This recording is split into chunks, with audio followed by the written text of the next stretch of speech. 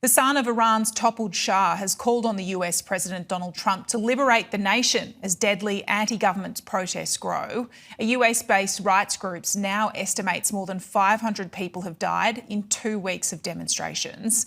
Let's go live to our Asia correspondent Stash Butler in Taipei. Stash, what's the Shah's son had to say, and tell us why is it so significant?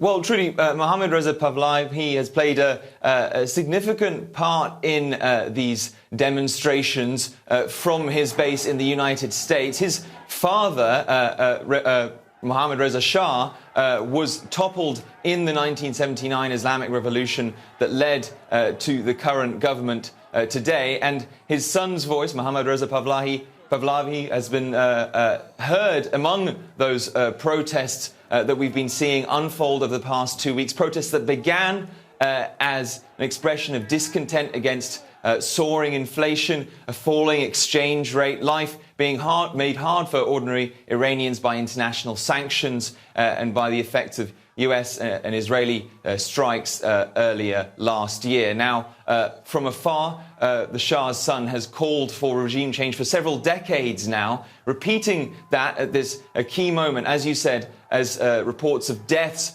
from these protests continue to emerge. This is an opportunity to help a nation that starves for liberty, that starts to be rejoined with the free world, and to have the same relationship that we had with America before this revolution occurred, to liberate ourselves and come back to the fold and contribute to world peace and stability, regionally and beyond. Now, Mohammad Reza Pahlavi has also addressed an appeal directly to the US president, who has warned that he will hit Iran very hard if deaths of protesters continue. Your words of solidarity with the Iranian people and your administration has had tremendous positive effect. Let's hope that we can permanently seal this legacy by liberating Iran so that we and you can make Iran great again. Let's partner on this and have a better future for our countries and for our people. Now, the Shah's son has said that he will lead a democratic, or he's ready to lead a democratic transition in Iran. Of course, if he is brought to power by some kind of regime change in Iran, it would not be the first time that the US has supported someone in his family to do so, because his father himself was brought or restored to power in 1953 by a US and British-backed coup that overthrew the Prime Minister. And Stash, we're seeing the US President Donald Trump continuing to talk about Iran, threatening once again to get involved here. What's the latest?